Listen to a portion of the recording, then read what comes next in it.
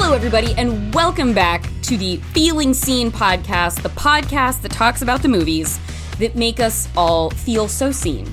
My co-host for today is a host herself, is an actor, first and foremost. Actor, writer.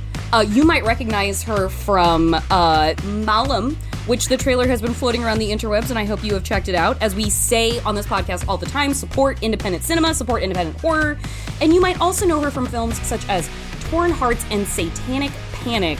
But Clarke Wolfe does 1,000,001 things, and I will leave it to her to tell you a little bit more about what any of those things are. Clarke, what else do the people need to know about you? Vital information before we get going today. Oh my gosh. Well, first of all, thank you for having me on. I really appreciate being here. Rufus, we were just talking about dogs. Rufus does too. And so, I mean, gosh, I don't know what the vital information, maybe to set up our bigger conversation today about Miss Congeniality. Oh, did it spoilies? No, that's totally okay. Get excited, folks. It is a millennial treasure that we are getting into today on the Feeling Seen podcast. It's Miss Congeniality. It is. And what I was going to say is that I grew up in a suburb outside of Atlanta. And so, you know, kind of having always been a little bit of a geeky and nerdy interests. I didn't have, I had a ton of friends, of course, but feeling like I fit in, especially in the, suburbs of, in the south of Atlanta was sort of, a big top. I'm sure something that's going to come up as we relate to and talk about this movie. And so, yes, I am from Atlanta originally and have been living in Los Angeles for, this will be my 15-year anniversary. All right, okay. And I'm fortunate enough to really live a bi-coastal lifestyle and really have cool. a home, in Atlanta and in Los Angeles, so that I can work as an actor and a host and all kinds of things. So, it turns out where you were raised is now like Hollywood South.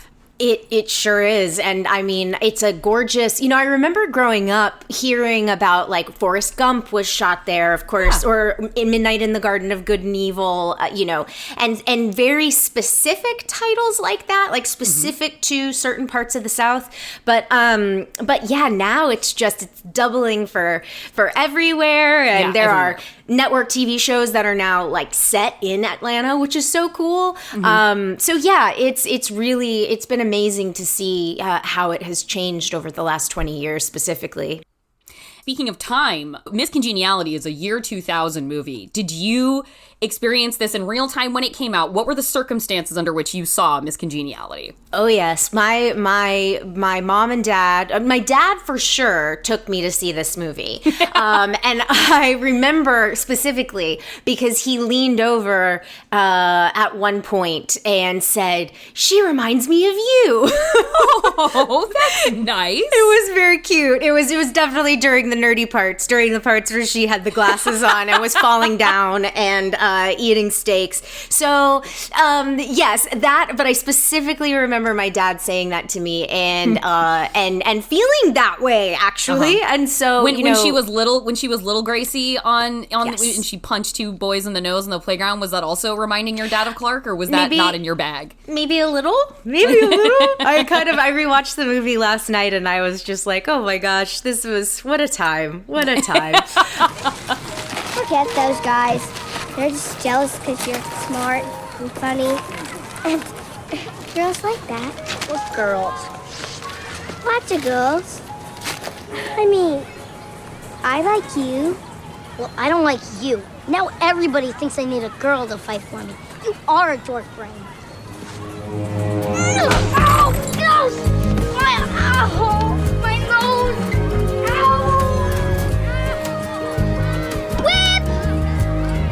So yes, I did see it in the theater. I've loved this movie for almost 25 years and continue. I rewatched it last night and I'm like, no, I love this. I love this movie, and I have a lot of theories as to why, but I will also say Sandra Bullock is somebody who I have always admired. And I was going to ask specifically if there was a Sandra through, like, we had somebody on to talk about Josie from Never Been Kissed, Drew Barrymore's character, and that was Eureka, the drag queen. And it was kind of like the initial sort of pitch for what character Eureka wanted to pick was like Drew Barrymore generally. But I can talk about this movie more specifically if you want. And I wondered if there was a Sandra effect coming in at that time. There absolutely is. I also think for me as as somebody who has always been interested in film and television and pop culture, and somebody who's always sort of identified as a feminist, I think that I've had an Entertainment Weekly subscription since I was like 10 or 12 years old. And so learning about the business and learning that, to use the example, Sandra Bullock produced this movie. And she is a credited like solo card producer. This is her company, Fortis Films. And, this movie made well over $100 million. It was a huge hit. And I feel like it just brings together so many of her strengths as an actor, as a comedian, as a storyteller. And so that is something that I absolutely recognized even at the time and have always appreciated and admired about Sandra Bullock. You know what? I was having a conversation with somebody the other day we were talking about how, like, the aesthetics of the eras, basically, like what the norms are, the way things change. And we kind of ended up localizing in on Sandra Bullock as this figure is sort of like kind of a bellwether for that change. Like, Sandra Bullock, a beauty of the 90s, a beauty of now, a beauty of forever. But like, she was absolutely one of those sort of like beautiful girl next door. She was very much known for the way she could do the glow up transformation. Like Love Potion #9, beginning with like clearly like the glasses and the unibrow and the frizzled hair. And then there's this whole movie revolves around initially the makeover from federal agent Gracie Hart to like, what is it? Gracie Lou Freebush. Gracie Lou Freebush, Miss New Jersey at the Miss United States pageant where she goes undercover. And watching the tenets of what glam was in 2000 through like the specific Sandra transformation, that one movie, to what it is now. Oh, yeah. Like, thinking of Sandra Bullock on a red carpet now, it's like Sandra Bullock on a red carpet now in her 50s is like the standard of glam that has just skyrocketed to inconceivable heights compared to like what the standard of glam was. Seeing 90s Sandra Bullock in her 20s on a red carpet, like out there as a star, as an A-lister, it's like, shit, man, we've really cranked the volume up pretty high over time. I was all similarly just having a conversation about, I love those retrospectives that, Instagram does, or sometimes like magazines will do, where they have the person go through their red carpet wear. Yeah. And there's one that I remember specifically, Mandy Moore did one. Oh, and okay. Mandy Moore is another person who I have always admired. I think she's so authentically herself and has grown into an incredible actress. I am a huge This Is Us fan, and the performance that she gives just throughout the generations is incredible.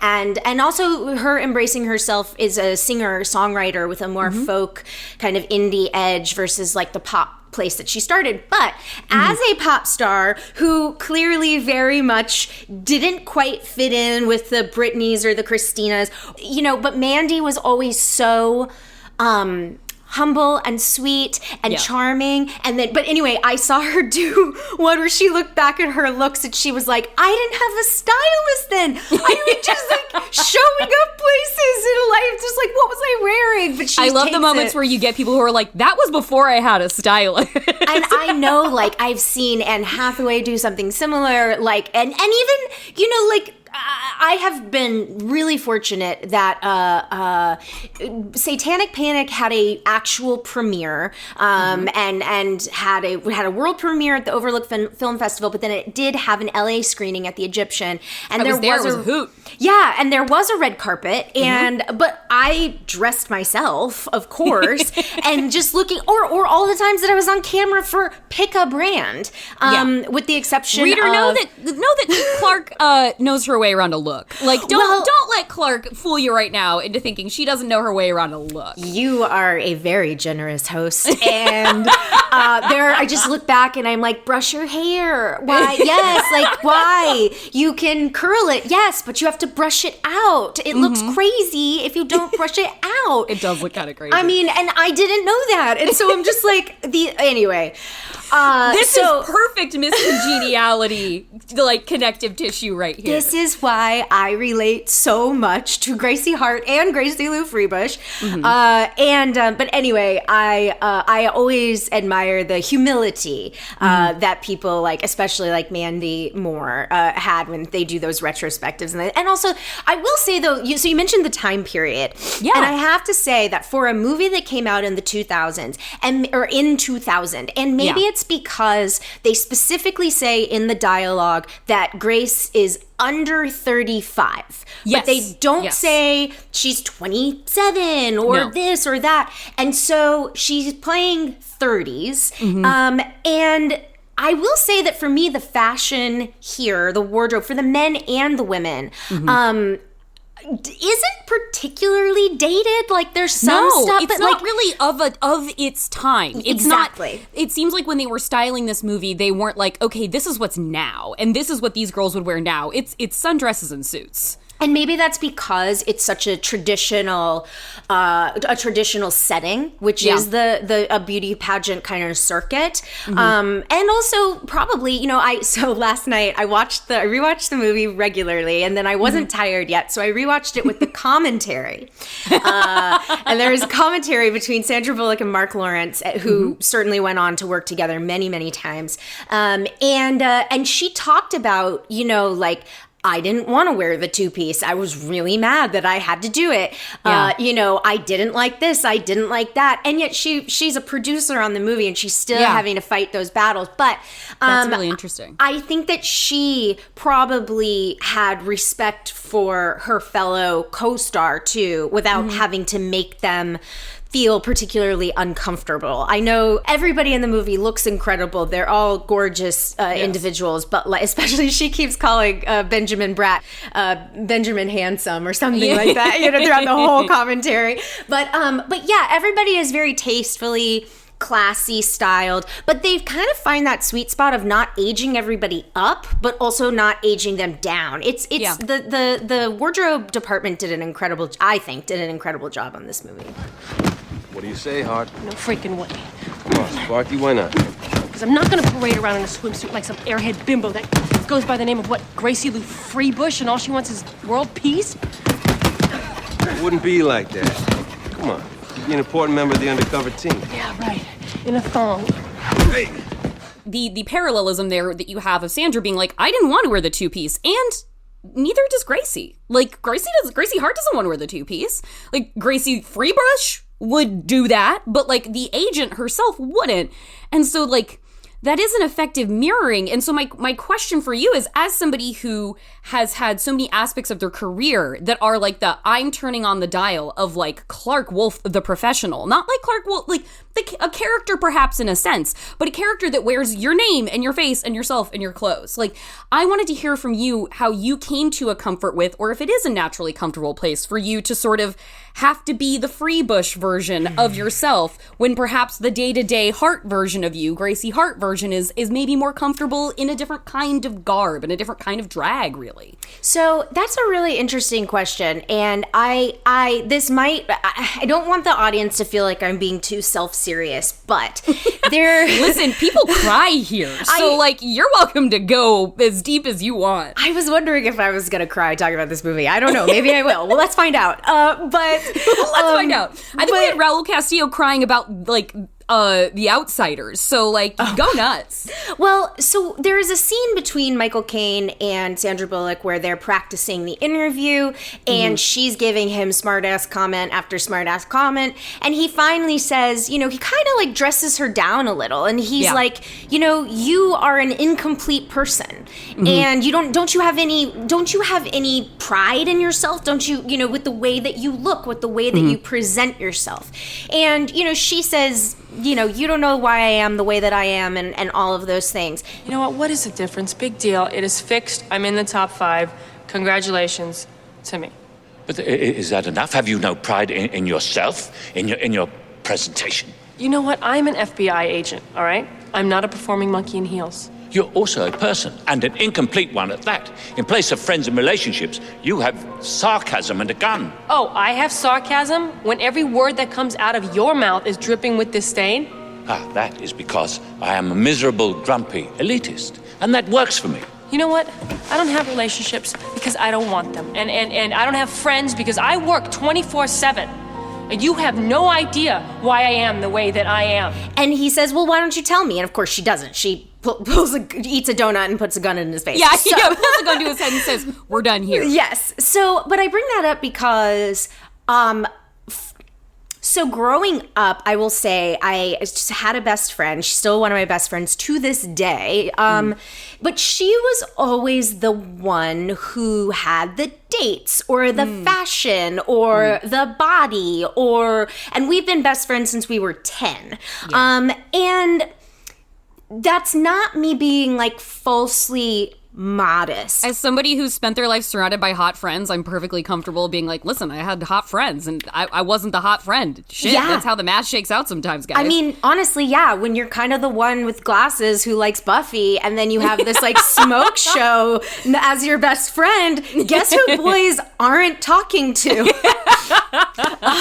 It's me. So what I will say to answer your question is I have actively over the years had to sort of rewire my brain and take that pride and consideration. And, you know, we throw, I know it's so cliche, we throw the term self-care around very casually right now, but like there is something to be said for taking care of yourself and believing that you are worth taking care of. And I think that is the thing that has really been like a lifelong struggle. That scene in Miss Congeniality always kind of just needles at me because I'm like, oh God, I know exactly what they're talking about. And so now what I've done is I actually have a garment rack in my bedroom and I pull clothes for seasons, every season. Yeah.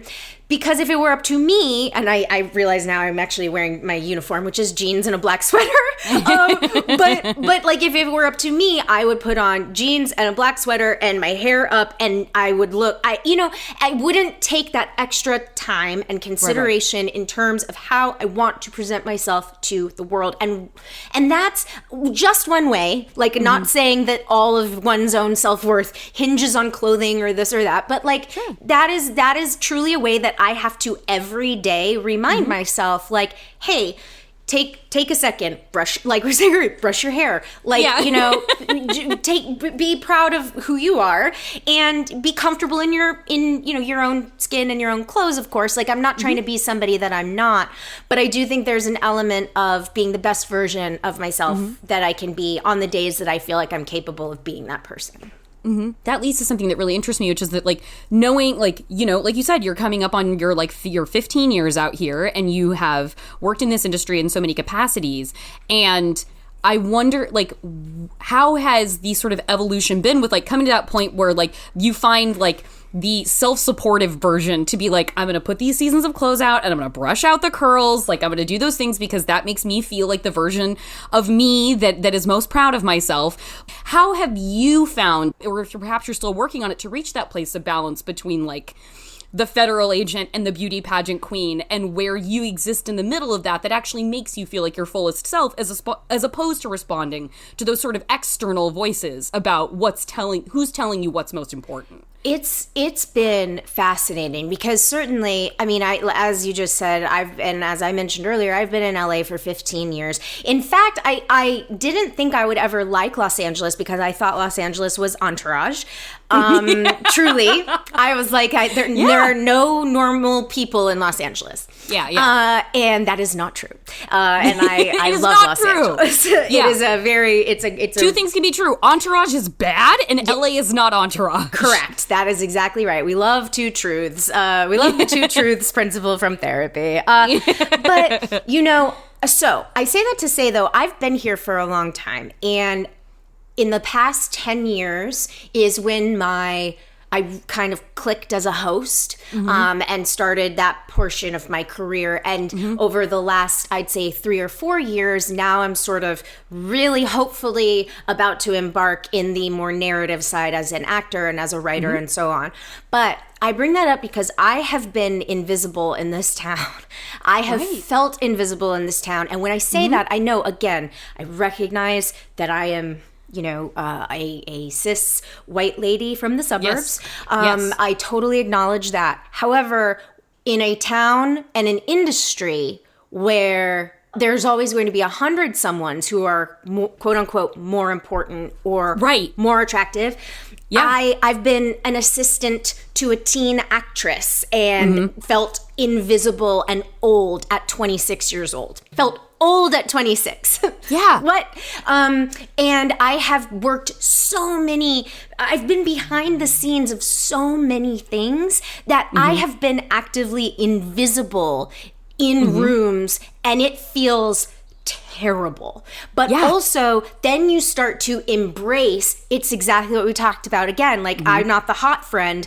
Who cares? Who would ever see me? Who would ever want to talk to me? They all want to talk to somebody else. And so I think that has been really, that process of undoing that mindset has been a lot of therapy and medication and practice that only now I am finally starting to sort of really believe that I am worth, in my own self-worth, basically.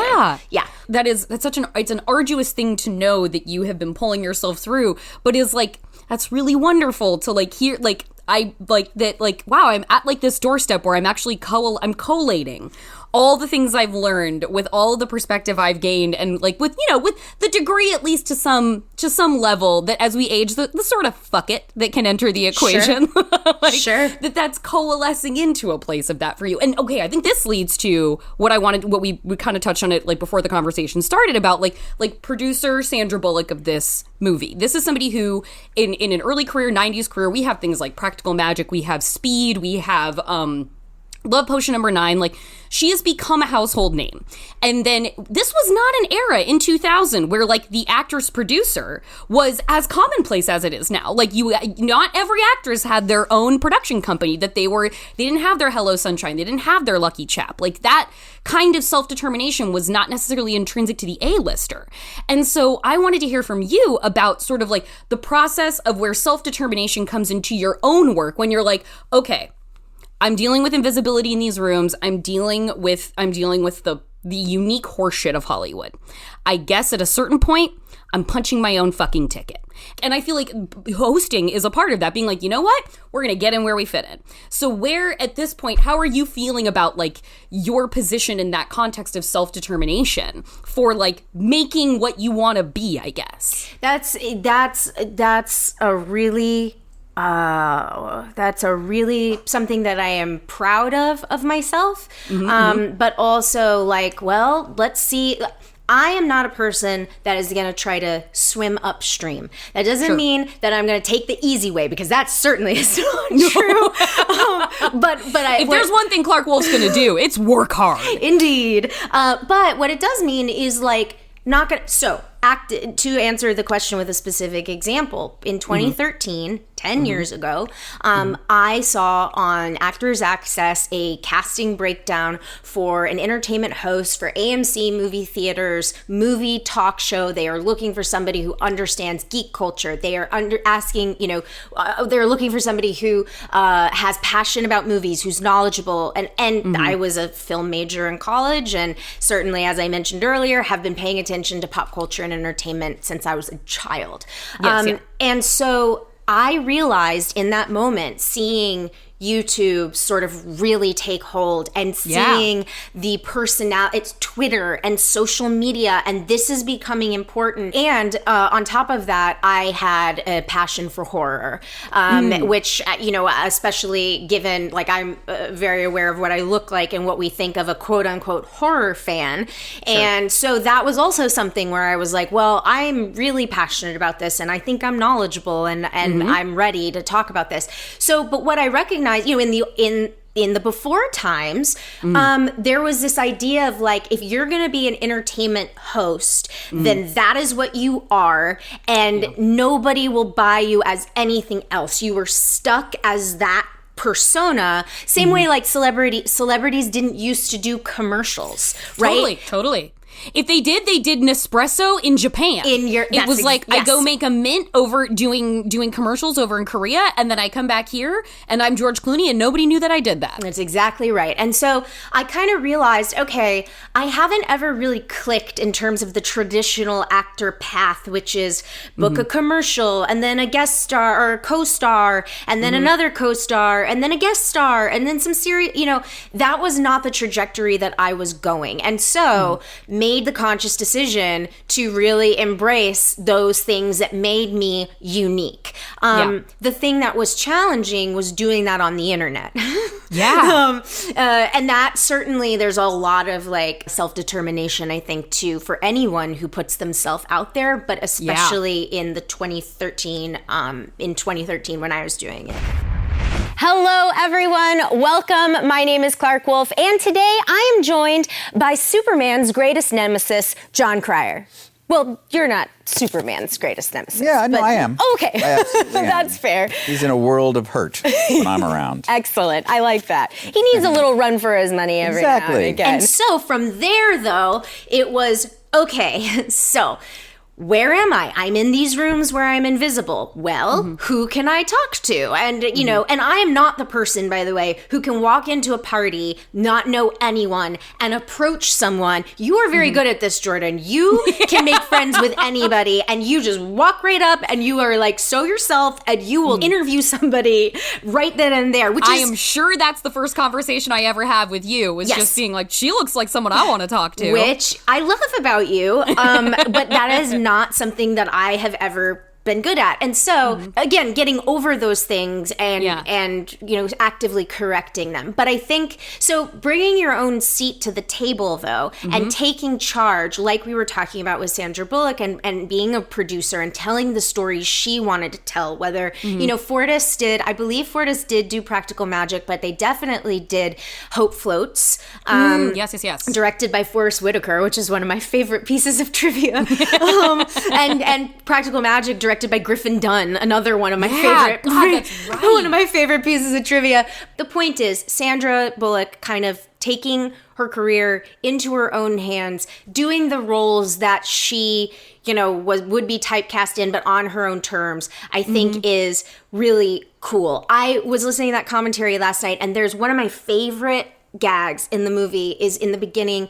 Gracie goes into her apartment and she trips over the bed, and when she's walking into, and Sandra Bullock, physical comedian. I mean, we know it, but let's say it. Yeah. Wow. I mean, and I have a lot of thoughts about this actually, because, but I will get to them in a second. But she said in the commentary, she was like, I really felt passionately about that fall. I had them hide sandbags for me, so I had something to actually trip over. But I something that I've always loved about her in terms of the physical comedy, which I don't really think people give her enough credit for. Like, I think that there's this thing that happened from, probably 2000 on, this like pretty girls in rom-coms fall down. And and I'm like, the thing that makes Sandra Bullock actually funny, because you'll notice actually in most of Miss Congeniality, Donald Petrie shoots it wide.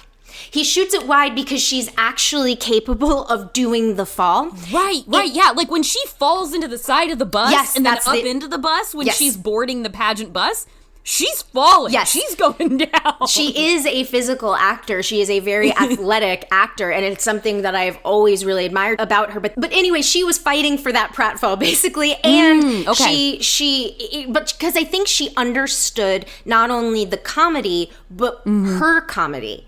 And what makes her not Julia Roberts, right? Because at that time, these were the two, I would argue, the two big, I guess Legally Blonde comes out in 2000, so Reese is kind of coming up as well.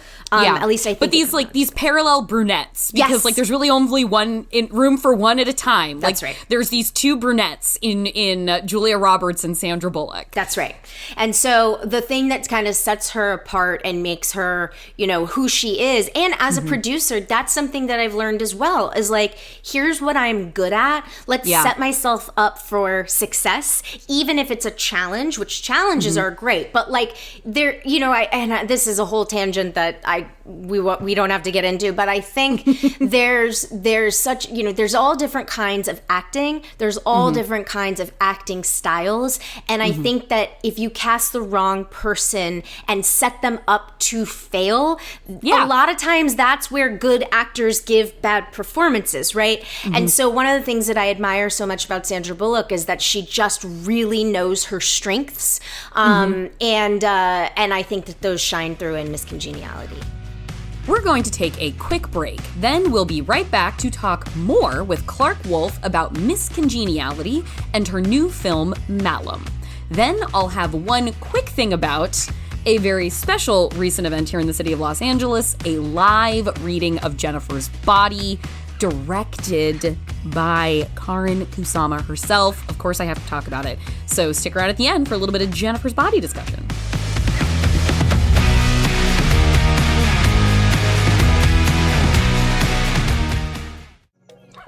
Are you tired of being picked on for only wanting to talk about your cat at parties? Do you feel as though your friends don't understand the depth of love you have for your guinea pig? When you look around a room of people, do you wonder if they know sloths only have to eat one leaf a month? Have you ever dumped someone for saying they're just not an animal person? Us too. She's Alexis B. Preston. She's Ella McLeod. And we host Comfort Creatures, the show where you can't talk about your pets too much, animal trivia is our love language, and dragons are just as real as dinosaurs. Tune into Comfort Creatures every Thursday on Maximum Fun.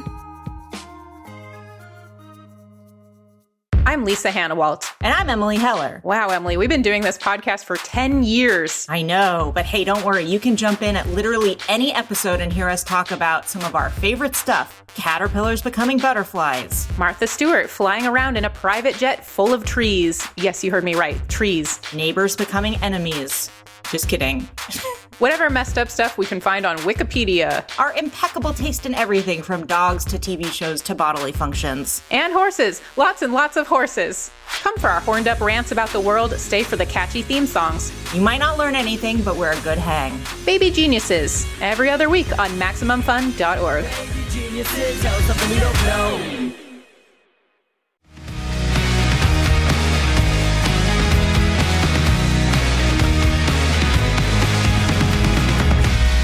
Welcome back to Feeling Seen. I'm talking with Clarke Wolfe, whose turn in the new movie Malum continues her trajectory as a film actor, a topic we were going to get into a little bit more in a moment here. But while Malum is a bloody supernatural horror film, Clarke's Feeling Seen pick is about as far from that as you can get. It's Sandra Bullock undercover as Gracie Lou Freebush in Miss Congeniality. You look at movies kind of from this era, from like the rom-com heyday, and you look at things like a Miss Congeniality, like a Bring It On, like you look at girl movies, you look at things that could be construed as chick flicks, and the reviews are middling to poor. Oh, yeah. And these are movies that are beloved now, that like have always been beloved, but when we look back at them, it's not like there's a reclamation of these films in the way that we talk about them now, because everybody just kind of agrees who saw it. They were like, no, we love that movie. Miss Congeniality has like a 40-something% aggregate rating. So what I think you have is, in this era where you have sort of a routine dismissal of films targeted at women and gays, honestly. Yep. Like, there's this sort of dismissal of their purchasing power, their sense of humor, their mindset, their world experience, while you have somebody who is so shrewdly and keenly aware of their skills and abilities in Sandra Bullock, who's like no, I will play the weirdo. I will play the odd duck. I will play the bimbo in a way. And I am so aware of why and how I'm good at this, but I'm going to be very specific about how I deploy it to where, like, I feel like the specificity and intention of a Sandra Bullock honors that kind of, like, dismissed chick flick category of interest and acting that has so much savvy and intelligence behind it. Like, to watch something like that, the commentary, and be like, none of this is a fucking accident. Like, she didn't just show up and literally stumble her way around set. This is someone who knows their shit. And I think giving the integrity and attention to detail of something like that, I really think speaks to the craft that gets applied to these films that they were not honored for critically at the time when they came out. I also think that, you know, she and Mark Lawrence were savvy enough to put into the script of Miss Congeniality the criticism of that type of through the vein of the pageant. They are addressing the dismissal and calling these girls stupid and making fun of them and addressing the patriarchy's need to fit these women into a very clean, cookie cutter image, and having Grace believe those things too, and then learn something. She's bought in. She's bought into the line Yes. that this is basic bitch stuff. Yes. That, like, no self-respecting girl would be in one of these pageants. Yes. I'm not one of them. New Jersey. As you may know, there are many who consider the Miss United States pageant to be outdated and anti-feminist. What would you say to them? Oh, my God. Well, I would have to say I used to be one of them. And then I came here and I realized that these women are smart, terrific people who are just trying to make a difference in the world. And we've become really good friends. Exactly. And I think that it's so clever. It's just, again, like, if people don't want to appreciate what Miss Congeniality was doing, that's fine. But nonetheless, I think that it really matters that in 2000, in this movie, she and Mark Lawrence working together are addressing the criticisms, having Grace sort of come around to the idea that feminism and what being a quote unquote strong woman is doesn't necessarily have to fit, one archetype or another. Again, it's it's narrow by today's lens, and I fully acknowledge that. But I also think that at the time, and that's where I think maybe we get caught up in these conversations, is for the time, it was quite progressive, and I think really impressive that she was able to do that as a producer movie star. This movie is such a fascinating time capsule of its sociology, because there's that great part on the stage where, like, they're announcing the top 5 finalists in the pageant, and Miss New York doesn't make it, and she's marching off that stage, and she runs up to the edge of it, and she's like, I just want all the lesbians out there to know that if I can get here, so can you. And she, like, shouts out her girlfriend, says I love you, and then they're trying to pull her off the stage, and one of the producers in the booth is like, can we say lesbian on television? I just want to let all the lesbians out there know, if I can make it to the top 10, so can you. Big up to Brooklyn. Yo! Get her off of there. Go to stand. Yo! Tina, I love you, baby. Oh, got it. I love you, Karen. No, Tina. I love you, baby. And we'll be right back with our final 5 lesbians. Interviews. Bumper, commercial. Can we say lesbians? You got a problem with that? Because, like, that's fucking true. Like, the idea that, like, saying lesbian on television during a pageant would be like, cut her off. But also the movie's doing it, and it's having her there, and it's using it as a gag, but it's also inserting it where it doesn't need to be there. There are, like, swishy jokes at the expense of Michael Caine's character, who's very implicitly gay. And then when we get that great bit with him and Benjamin Bratt, where, like, he's bringing him backstage, he's like, don't worry, he's with me. And, like, we're meant to believe that he's implying they're a couple, where it's like, that, and yet that is a gay character that is, like, a hero of this story, that is on the side of good. And then there's the misogyny of all those FBI agents, and Benjamin Bratt, like, hitting on an undergrad who's writing a paper on him. And yet it's a movie that, like, impugns the idea that there's one way to be a valid woman in this world. It's like, fuck, there was so much going on in the we were at the doorstep of so much while still carrying the baggage of so much. And we were raised in that shit, Clarke. That was our entertainment that was shaping us. I couldn't agree more. And, I love casting Ernie Hudson as the police chief and giving Sandy Bullock what for. And I love casting Benjamin Bratt, a Latino actor, as the love interest. And, I love that the main girls that we spend our time with, again, like, some of the jokes are absolutely problematic, but, we have Miss Hawaii and we have Miss New York and we have Miss California, and then we, and who are all diverse and have important roles. And then, of course, we have our traditional, white women, cis, heteronormative white women. And it's just, but again, it's 2000, it's for the time, and I appreciate that at least, like, the movie was taking those things into consideration in that time period. Ladies, I would like you to meet Gracie Lou Freebush from New Jersey. This is Karen Krantz, New York. What's up, Jersey? Mary Jo Wright, Texas. Hi there. Belinda Brown, Tennessee. Hi. I like that. Oh, yeah. Leslie Davis, California. Hey, girl. And Elena Cruson, Hawaii. Aloha. I just want y'all to know, I believe what it says on that sign at the Alamo Dome. We are all winners. The most important thing is that we're getting our issues out there for the people to hear. Oh, I know.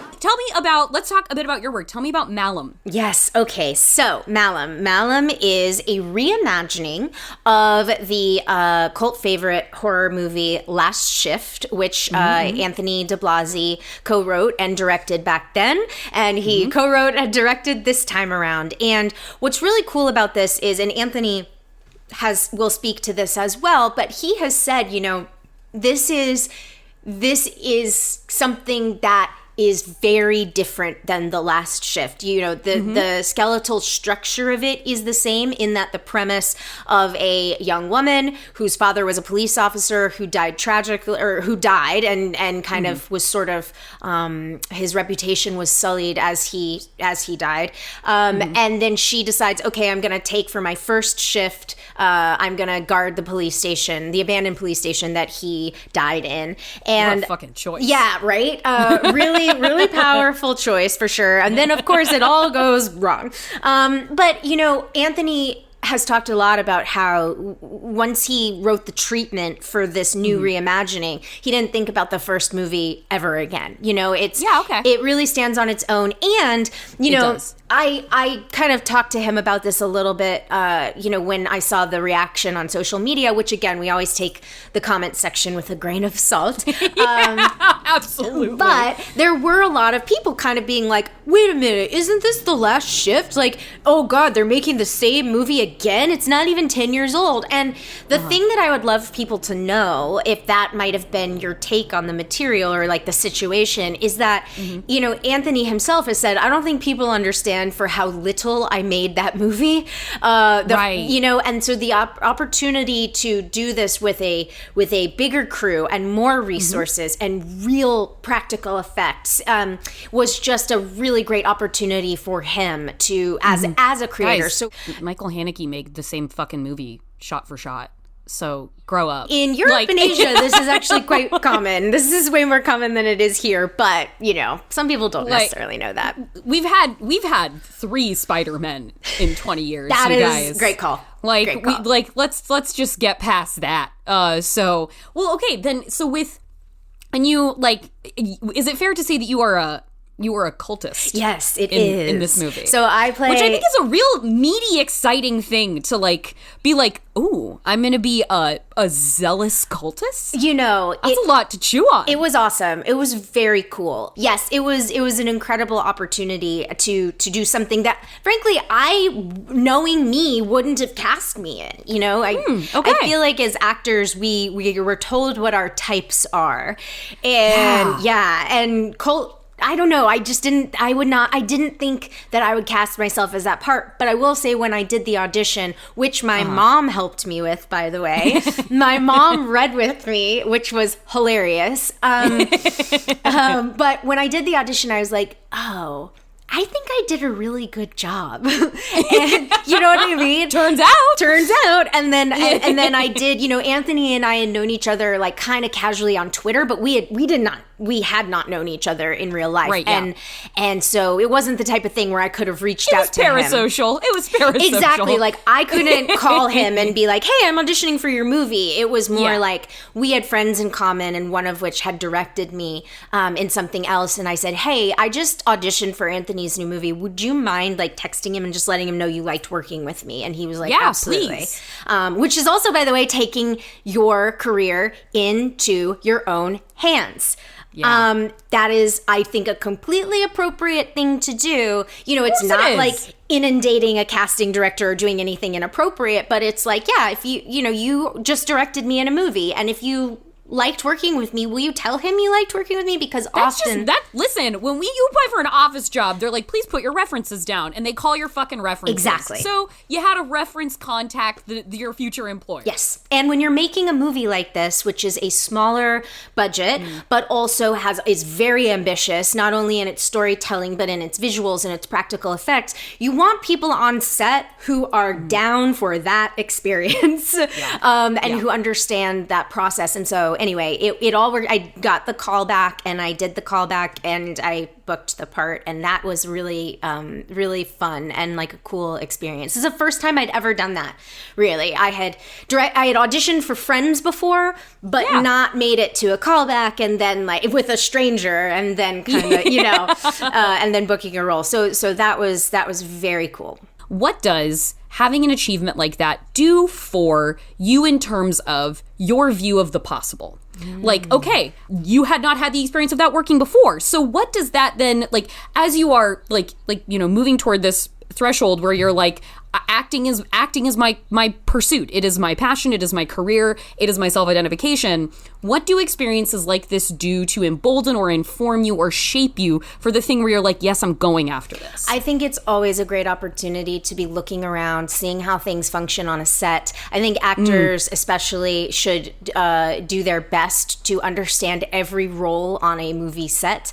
I think that's a great piece of advice. And the more you do, the more you realize you become a better actor technically as well. If you understand, okay, here's where the light is, and here's where, it sounds kind of cliche and easy, but to really appreciate the craft that everyone else on set is committed to is really important, I think. And for me, every time I go on set, I actively try to remind myself that I belong here, that it is proof that I belong here. I was invited here. I earned my way here, and I belong on this set just as much as anybody else does. And I think so in terms of the question of like emboldening yourself, or like, what is the possible? Every time you're, like I've done so many movies where I did one day on set, which was amazing. And I was so grateful for all of those opportunities. But this time I did like 5 days on set, and I was like, cool. And I had this, which, like, for a small movie, that's a big chunk of filming. So yeah, it really was. And so it was, but that was like, okay, well, you know what? Next time, I hope that I get to do 10 days on set, or, but yes, there absolutely is an affirmation of the possible every time you get on set. And that's what I would tell anybody, not just an actor, anytime you're there, remind yourself, I belong here, and I'm here to do a job, and I'm here to be a part of a team. And I think that will make your work so much better, again, in front of or behind the camera. Thank you so much, Clarke, for taking the time to talk to me today about all of this. I really appreciate it. I really appreciate it, too. Thank you for having me, and thank you for allowing me to talk about Malum and Miss Congeniality, the two most polar opposite movies you could possibly... You have seen it. Can you think of a movie more opposite than Miss Congeniality? No, I can't off the top of my head do that. And you can see it. It does begin a theatrical run on March 31st, correct? It does, March 31st. And y'all, just so you know, we've been kind of like underlining this. When we say it begins a theatrical run, it's a real theatrical run. Like, it's not going to be on VOD in a week. Congratulations. That's very exciting. It's very exciting. So if you can, support the independent horror space in theaters, like the Skinamarink and the Winnie the Pooh. Get out there and do your Skinamarink duty, everybody. But yeah, we're really only going to be in theaters for a while. So if you can, please seek it out. And it's going to be wild. It's going to be a good time. It's crazy. This movie's crazy. Yeah, the lead performance, she really she puts this performance on her back and just like terrors her way through it. And she's phenomenal. Jessie Sula, we love her. Well, thank you again, Clarke, for coming on Thank today. you, Jordan.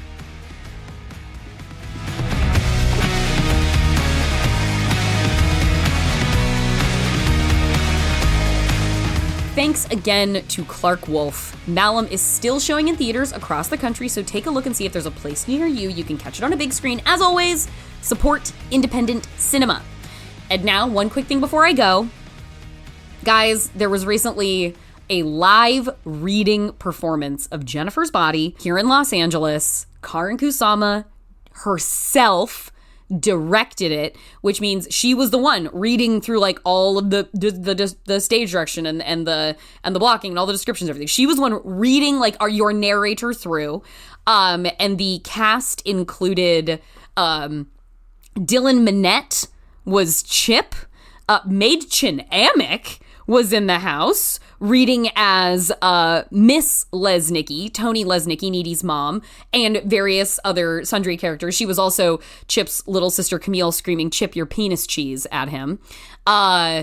Of course, Colin Gray in the film played by Kyle Gallner, he was Paul Scheer at this live reading. And I gotta say, you guys, Paul Scheer was really the scene stealer. That's a comic who knows the stage, and he was giving the people everything.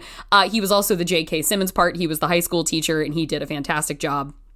And your main event, your stars for the night, Ella Purnell, my Jackie from Yellow Jackets, was Needy Lesnicki, following in the grand, beautiful, big-eyed tradition of Amanda Seyfried, playing Needy. And then Jennifer herself, Jennifer Check, was hot girl culture ambassador Rachel Sennett. It was such a fun night. The evening was introed by Karin and Diablo Cody together. Diablo got emotional talking about how she said that like her favorite thing to hear from people about her work is when they come up to her and tell her how much they love Jennifer's Body and how much it means to her.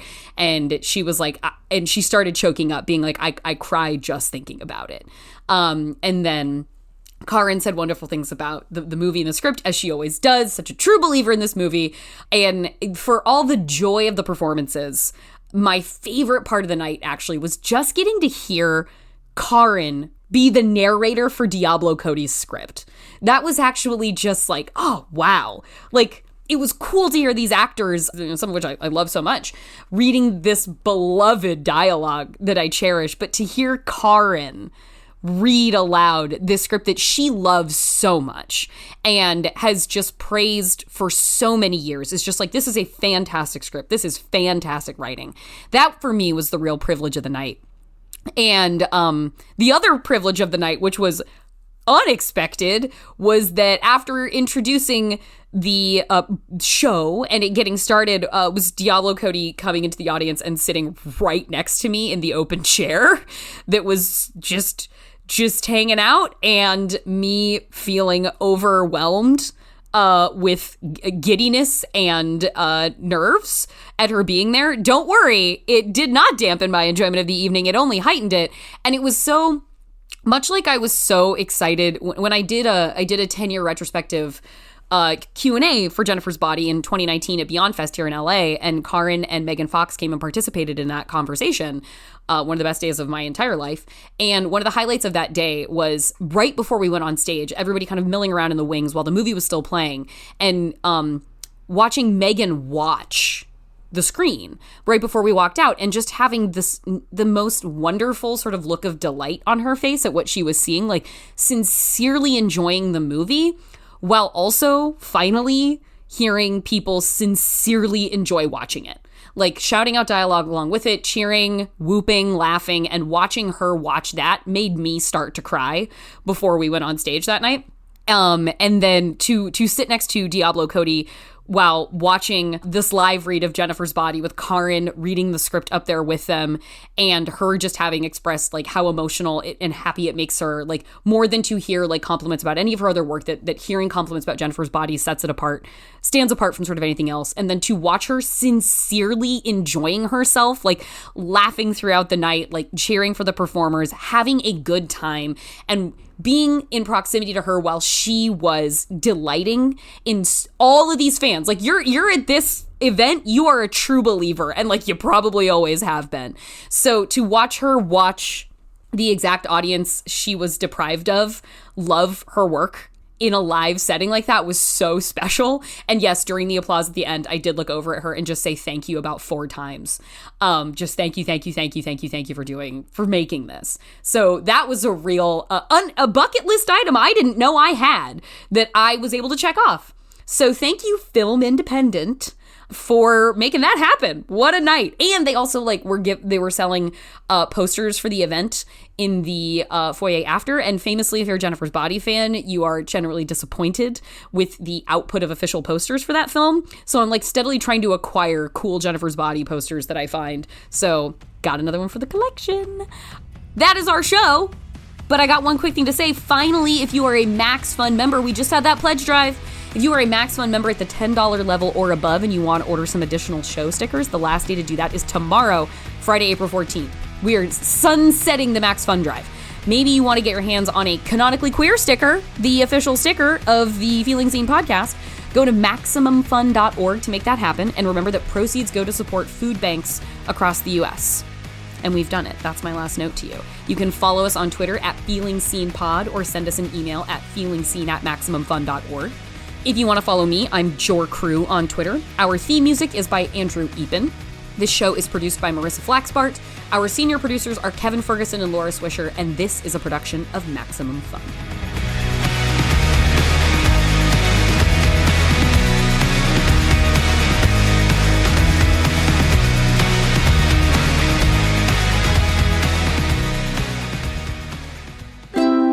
MaximumFun.org. Comedy and culture. Artist owned. Audience supported.